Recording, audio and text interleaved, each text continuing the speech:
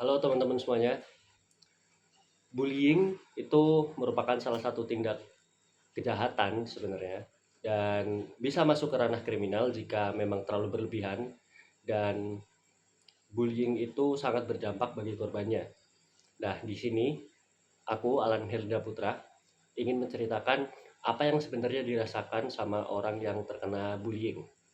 Bullying itu secara definisi merupakan sebuah tindakan yang mendiskriminasi suatu orang atau orang tertentu terhadap eh, entah itu penampilan mereka atau cara perilaku mereka dan sebagainya yang tidak sesuai dengan kelompok di sekitar mereka. Maksudnya di sekitar orang-orang si pembuli itu.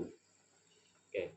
Jadi korban bully ini yang mereka rasakan adalah sebuah depresi. Depresi yang sangat besar, depresi yang sangat berat, depresi yang harus mereka terima setiap hari karena pembulian itu tidak hanya dilakukan secara fisik, namun bisa dilakukan secara verbal.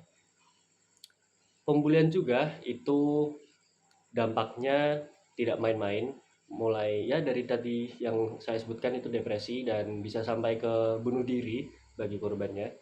Dan aku seorang mantan korban bullying itu juga pernah merasakan eh, gimana depresinya sebagai korban, dan pernah merasakan hampir bunuh diri, dan juga jujur hampir pengen membunuh orang yang membuli saya gitu.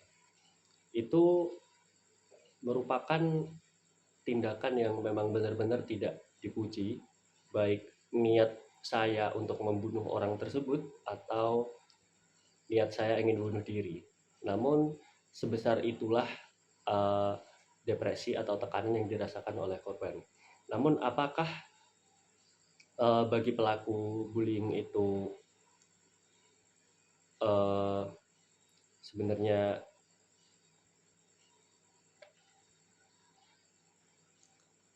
nah, kalian mungkin juga akan berpikir bagaimana dan apa yang dipikirkan oleh pelaku bullying. Pelaku bullying itu mungkin di saat itu berpikir tentang bagaimana cara menyingkirkan orang ini. Bisa saja seperti itu, dan bisa saja orang yang eh, pelaku bullying ini itu hanya bercanda, namun memang cara mereka lebih keterlaluan dan tidak sesuai. Bukan tidak sesuai, karena sesuai tidak sesuainya orang membuli itu tidak ada aturannya juga sih. Dan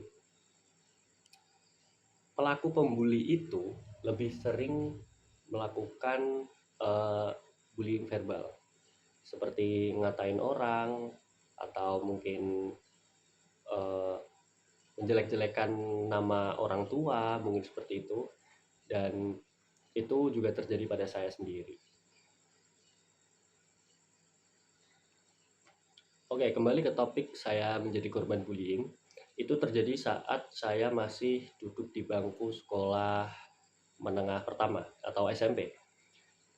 Di saat itu saya mengalami pembulian yang cukup parah, dan salah satu faktornya itu adalah teman saya menganggap bahwa saya itu orangnya culun. Culun itu kayak ya orangnya nggak sesuai dengan apa yang mereka bayangkan, dan mereka mendiskriminasi saya. Dan saya tuh dulu orangnya kurus segala macem, dan terlihat pasif, tidak berani atau bagaimana lah seperti itu. Mungkin di mata mereka saya terlihat negatif. Cuma saya yang tidak punya uh, ibaratnya pembelaan atau apapun, sebenarnya tidak ingin merasakan hal tersebut karena memang pembulian itu separah itu. Dan pembulian apa saja yang dilakukan terhadap saya, yaitu mulai dari pembulian fisik dan pembulian verbal. Fisiknya itu seperti bagian perut dipukuli, dan mungkin untuk verbalnya itu ya ngata-ngatain yang tidak sepantasnya seperti itu, mulai dari kondisi fisik, mulai dari muka, mulai dari yang lain-lain sebagainya seperti itu.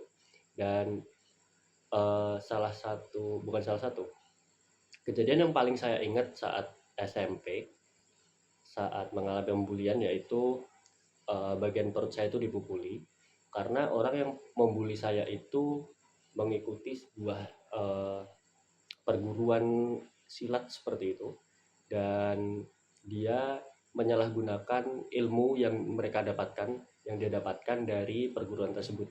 Nah, perguruan tersebut itu sebenarnya mengajarkan hal-hal yang baik, namun karena banyak anak-anak yang mengikuti perguruan itu merasa dirinya superior karena mereka itu berpikir secara labil atau eh, belum mengetahui mana yang benar dan mana yang salah, mereka akhirnya menyalahgunakan atau menerapkan ilmu yang mereka dapatkan di perguruan itu di lingkungan pendidikan atau lingkungan sekolah seperti itu. Makanya saya menjadi salah satu korban karena saya tidak tahu apa-apa, tiba-tiba langsung dipukuli, disuruh siap-siap atau segala macamnya, terus disuruh minum, aku nggak tahu apa ya itu ya sebenarnya, cuma suruh minum air campur bunga atau segala macam itu saya juga pernah. Dan eh, jika saya melawan satu lawan satu oke lah, namun karena teman-teman dia yang ikut perguruan itu banyak, jadi kalau semisal ada satu perkelahian mereka akan ikut-ikutan segala macam, dan otomatis sebagai orang yang sebagai korban atau sebagai orang yang sendiri itu merasa dirinya akan kalah seperti itu. Ya, mungkin itu yang dapat saya sampaikan terhadap apa yang dipikirkan oleh mungkin pelaku pembulian atau dan korban bully. Dan mungkin jika kalian atau teman-teman kalian yang masih mengalami pembulian atau melakukan pembulian, mohon jangan, karena dampaknya memang seberat itu. Hingga sampai sekarang pun saya jika mesti mendapatkan pembulian gitu agak trauma sebenarnya, meskipun saya sudah berkuliah. Dan untuk teman-teman yang mengalami pembulian, sabar-sabar dan carilah teman cerita atau seringlah bercerita ke entah itu orang tua ataupun orang yang kalian sayangi seperti itu. Terima kasih.